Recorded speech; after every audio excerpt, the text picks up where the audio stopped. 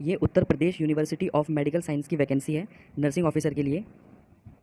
इसमें जो eligibility criteria है वो है कैंडिडेट या तो बेसिक बीएससी नर्सिंग ग्रेजुएट होना चाहिए या बीएससी नर्सिंग ऑनर से ग्रेजुएट होना चाहिए। इसमें पोस्ट बेसिक वाले भी अप्लाई कर सकते हैं। और दूसरा जो है वो रजिस्टर्ड होना चाहिए स्टेट या फिर इंडियन नर्सिंग काउंसिल में। उसके बाद अगर किसी कैंडिडेट का डिप्लोमा ग्रेजुएट है, जो जीएनएम है, अगर कोई कैंडिडेट जीएनएम है तो उसको अपनी जीएनएम कंप्लीट होनी चाहिए, रजिस्टर्ड होना चाहिए स्टेट या इंडियन नर्सिंग काउंसिल में, और उसके पास 2 साल का एक्सपीरियंस होना चाहिए कम से कम 50 बेडेड हॉस्पिटल में। ये जो एक्सपीरियंस है ये एसेंशियल क्राइटेरिया है, इसके बिना कैंडिडेट जो है वो क्वालिफाई नहीं होगा। उसके बाद है एज लिमिट। एज लिमिट जो है जनरल कैंडिडेट की 18 टू 40 ईयर्स होनी चाहिए। एज जो है वो 1 जनवरी 2023 से काउंट होगी। 1 जनवरी 2023 से कैंडिडेट 18 ईयर से ऊपर होना चाहिए और 40 ईयर से नीचे होना चाहिए। उसके बाद जो एज क्राइटेरिया है रिजर्व कैंडिडेट्स के लिए, एससी एसटी या ओबीसी के लिए, वो जो है उसमें उत्तर प्रदेश गवर्नमेंट का जो भी रूल है वो लागू होगा।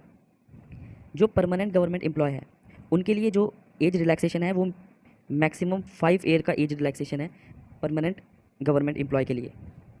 उसके बाद जो एक्स सर्विसमैन है, एक्स सर्विसमैन के लिए जो रूल एंड रेगुलेशन है वो भी उत्तर प्रदेश गवर्नमेंट का ही फॉलो होगा जो उनके क्राइटेरिया में दिया हुआ है। उसके बाद है नर्सिंग ऑफिसर 600 पोस्ट की वैकेंसी। कितनी वैकेंसी है कौन सी कैटेगरी के लिए? तो टोटल नंबर जो पोस्ट है वो है 600 टोटल नंबर ऑफ पोस्ट है, जिसमें जनरल का जो है वो 240 है। इसमें अदर स्टेट के कैंडिडेट्स भी अप्लाई कर सकते हैं। ईडब्ल्यूएस जो है वो 60, ओबीसी 162, एससी 126 और एसटी है 12। जो जितने भी ईडब्ल्यूएस, ओबीसी, एससी और एसटी कैंडिडेट है वो सिर्फ उनके पास यूपी का कैरेक्टर सर्टिफिकेट ज़रूरी है। अनरिजर्व में अदर स्टेट्स के कैंडिडेट्स भी फिर फॉर्म फिल कर सकते हैं। हॉरिजॉन्टल रिजर्वेशन जो है वो दिव्यांग या फिजिकली डिसेबल के लिए 4%, एक्स सर्विसमैन के लिए 5% और डिपेंडेंट ऑफ फ्रीडम फाइटर के लिए 2% यहाँ पर अवेलेबल है। इसके बाद है फॉर्म फीस।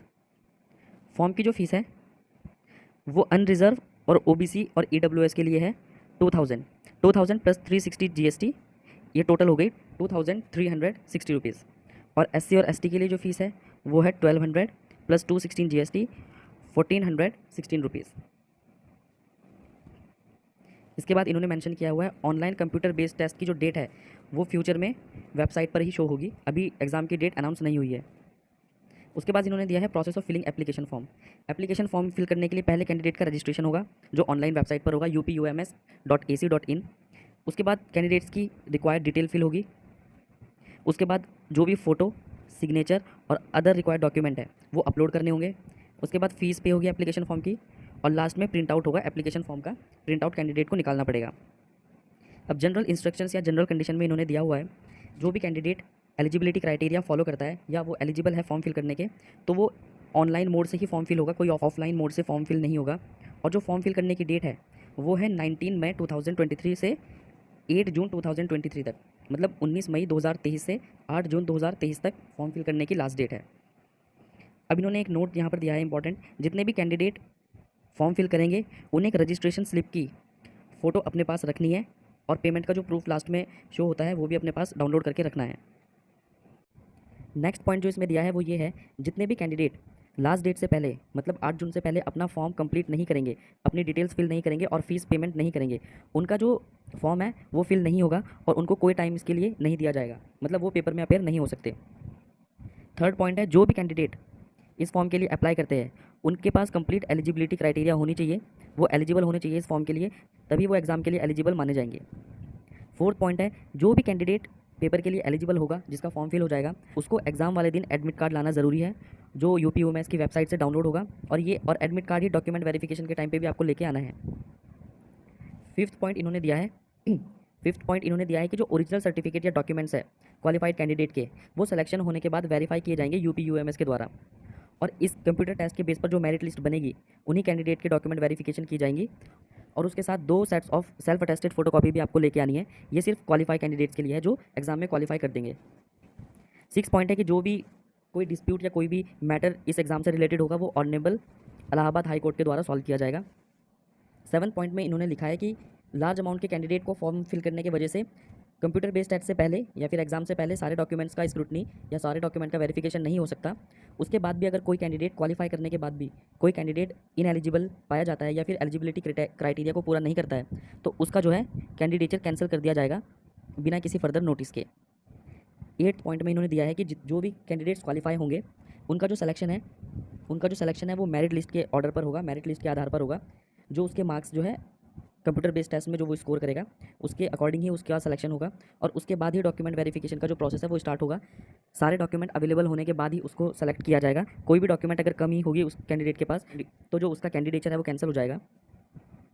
9 पॉइंट है कि एग्जाम की वैकेंसी कभी भी इंक्रीज़ या डिक्रीज़ हो सकती है अथॉरिटीज़ के द्वारा। 7th कॉलम में इन्होंने दिया है एज रिलैक्सेशन के बारे में। इन्होंने इसमें क्लियरली मेंशन किया है कि जितने भी SC ST OBC या physically handicapped candidates unreserved category के लिए अप्लाई करेंगे उनको कोई भी एज रिलैक्सेशन नहीं मिलेगा। एज रिलैक्सेशन सिर्फ उन कैंडिडेट्स को मिलेगा जिनके पास प्रॉपर SC ST OBC या फिजिकली हैंडीकैप का सर्टिफिकेट होगा और वो अपनी अवेलेबल कैटेगरी में ही अप्लाई करेंगे, सिर्फ उनको ही एज रिलैक्सेशन का जो है वो बेनिफिट मिलेगा। 8th कॉलम में इन्होंने दिया है कास्ट सर्टिफिकेट के बारे में। जो कैंडिडेट रिजर्व कैटेगरी के लिए अप्लाई करता है उनके पास एक वैलिड कास्ट सर्टिफिकेट होना ज़रूरी है, और डॉक्यूमेंट वेरिफिकेशन के टाइम पे ये अगर कास्ट सर्टिफिकेट अवेलेबल नहीं हुआ तो उनका कैंडिडेचर कैंसिल हो जाएगा और सिलेक्शन नहीं होगा। और इसमें स्पेसिफिक दिया है OBC कैंडिडेट्स के लिए। OBC का जो कास्ट सर्टिफिकेट है वो 1 जनवरी 2023 के बाद ही बना हुआ होना चाहिए। उससे पहले का जो कास्ट सर्टिफिकेट है मतलब 1 जनवरी 2023 से पहले अगर किसी कैंडिडेट का कास्ट सर्टिफिकेट बना हुआ है वो नहीं चलेगा। The certificate issue before this date will not be accepted, मतलब इस डेट से पहले का कास्ट सर्टिफिकेट एक्सेप्ट नहीं होगा। नेक्स्ट पॉइंट में इन्होंने लिखा है जो candidate valid caste certificate show नहीं करेंगे और उन्होंने अपनी कैटेगरी SC ST EWS या फिजिकली हैंडीकैप शो की है और वो कैटेगरी सर्टिफिकेट शो नहीं करते हैं या फिर उनके पास वैलिड कैटेगरी सर्टिफिकेट नहीं है तो उनका जो कैंडिडेचर है वो कैंसिल हो जाएगा और उनको इससे रिगार्डेड कोई भी टाइम नहीं दिया जाएगा और उनका सिलेक्शन भी नहीं होगा।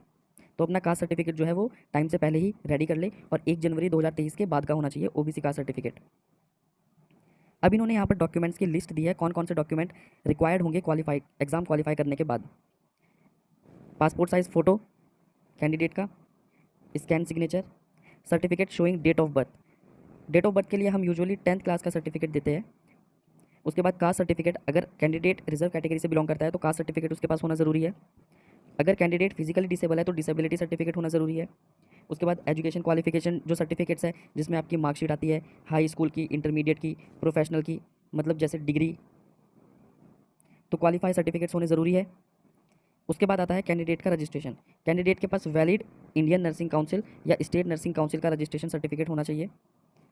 और जो GNM कैंडिडेट्स है उनके पास एक्सपीरियंस सर्टिफिकेट होना चाहिए। ये स्पेशली GNM कैंडिडेट्स के लिए है। 2 साल का experience certificate, minimum 50 bedded hospital, या फिर कोई एक्स्ट्रा सर्टिफिकेट अगर रिक्वायर्ड होगा तो वो भी ज़रूरी है। इसके बाद एक नेक्स्ट पॉइंट है जो भी गवर्नमेंट एम्प्लॉय कैंडिडेट्स है, जो कैंडिडेट्स पहले से किसी गवर्नमेंट जॉब में है उनको नॉन ऑब्जेक्शन सर्टिफिकेट सबमिट करना ज़रूरी है डॉक्यूमेंट वेरिफिकेशन के टाइम पे। ये कैंडिडेट जब मिलता है जब एक कैंडिडेट गवर्नमेंट जॉब को छोड़ता है, किसी भी गवर्नमेंट जॉब को छोड़ता है तो जो हॉस्पिटल होता है या फिर जिस भी इंस्टीट्यूट में आप काम कर रहे हैं वहाँ से एक नॉन ऑब्जेक्शन सर्टिफिकेट मिलता है। तो वो सर्टिफिकेट जो है प्रॉपर रिलीविंग के बाद ही मिलता है या फिर जब आपका रेजिग्नेशन एक्सेप्ट हो जाता है उसके बाद ही मिलता है। तो वो नॉन ऑब्जेक्शन सर्टिफिकेट भी आपको जमा करना है डॉक्यूमेंट वेरिफिकेशन के टाइम पे। इसके बाद इन्होंने यहाँ पर डिटेल दी है कि एग्ज़ाम का जो ड्यूरेशन है वो 3 घंटे यानी 180 मिनट का होगा, जिसमें 200 MCQs आएंगे जो 600 मार्क्स के होंगे। हर एक क्वेश्चन के 4 अल्टरनेटिव आंसर्स होंगे जिसमें से एक आंसर करेक्ट होगा। एग्ज़ाम जो है वो इंग्लिश और हिंदी दोनों लैंग्वेज में प्रेजेंट होगा। 170 क्वेश्चन जो है वो नर्सिंग सब्जेक्ट से रिलेटेड होंगे और 30 क्वेश्चन जो है नॉन नर्सिंग सब्जेक्ट से रिलेटेड होंगे, जैसे general English, general knowledge, current affair, reasoning and mathematics. उसके बाद इसमें नेगेटिव मार्किंग होगी 1/3 की, 1/3 मार्क की इसमें नेगेटिव मार्किंग होगी हर रॉन्ग आंसर के लिए। और जो मिनिमम क्वालिफाइंग मार्क्स होंगे कंप्यूटर बेस्ड टेस्ट के वो जनरल EWS एंड OBC के लिए होंगे 40% और SC ST के लिए होंगे 35%। अब इसमें दिया है कि रेजोल्यूशन ऑफ टाई केसेस कैसे होगा, मतलब अगर 2 कैंडिडेट के मार्क्स सेम है तो उनके बीच में जो टाई है वो कैसे सॉल्व होगा। अगर 2 कैंडिडेट के सेम मार्क्स है तो पहले उनकी डेट ऑफ बर्थ देखी जाएगी। जिसकी डेट ऑफ बर्थ ज़्यादा पुरानी होगी, मतलब जो ज़्यादा ओल्ड होगा, उसको हायर प्लेस पे रख दिया जाएगा, मतलब उसका रैंक पहले आ जाएगा।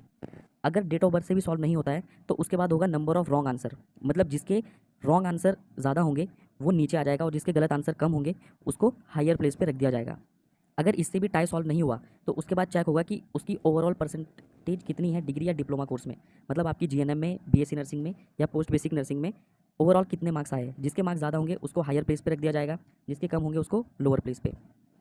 अब अगर इससे भी टाई सॉल्व नहीं होती है उसके बाद पॉइंट है, अगर इससे भी टाई सॉल्व नहीं होती है तो जिस कैंडिडेट ने अपना कोर्स पहले पूरा किया, जिस कैंडिडेट ने अपना बीएससी नर्सिंग या जीएनएम पहले कंप्लीट कर दिया, उसको हायर प्लेस पे रख दिया जाएगा, और जिसने बाद में किया उसको लोअर प्लेस पे रख दिया जाएगा। उसके बाद फाइनल मेरिट जो बनेगी वो बनेगी सीबीटी स्कोर के अकॉर्डिंग, मतलब कंप्यूटर बेस्ड टेस्ट में एग्जाम में आपके जितने भी स्कोर आएगा उसको रिजॉल्व करने के बाद ही आपकी फाइनल मेरिट बनेगी, उसी के बेसिस पे सिलेक्शन होगा। उसके बाद इन्होंने यहाँ पर क्वेश्चन की लिस्ट दी है, कौन से सब्जेक्ट से कितने क्वेश्चन आएंगे और कितने मार्क्स के आएंगे। जैसे जनरल इंग्लिश से 10 क्वेश्चन जो 30 मार्क्स के होंगे, क्योंकि हर एक क्वेश्चन 3 मार्क्स का होगा। तो जनरल इंग्लिश से जो है 10 क्वेश्चन आएंगे 30 मार्क्स के, जनरल नॉलेज और करंट अफेयर से 10 क्वेश्चन, मैथमेटिक्स से 10 क्वेश्चन, ये हो गए नॉन नर्सिंग, ये नॉन नर्सिंग हो गई। उसके बाद आएंगे नर्सिंग के आएंगे 170 क्वेश्चन। तो एनाटॉमी, फिजियोलॉजी, माइक्रोबायोलॉजी और बायोकेमिस्ट्री के 15 क्वेश्चन, सोशियोलॉजी और साइकोलॉजी के 15 क्वेश्चन, कम्युनिटी हेल्थ नर्सिंग के, चाइल्ड हेल्थ नर्सिंग के, न्यूट्रिशन एजुकेशन कम्युनिकेशन के, मेडिकल सर्जिकल नर्सिंग, इन सब के 15-15 क्वेश्चन पेपर में आएंगे। और टोटल जो क्वेश्चन पेपर बनेगा उसमें 200 क्वेश्चन होंगे 600 मार्क्स के। इसके बाद इन्होंने एक पॉइंट दिया है, जितने भी कैंडिडेट्स एलिजिबल है या फिर अप्लाई करना चाहते हैं इस रिक्रूटमेंट के लिए, नर्सिंग ऑफिसर के लिए, वो यूपी यूएमएस की ऑफिशियल वेबसाइट जो upums.ac.in पर ऑनलाइन जाकर अप्लाई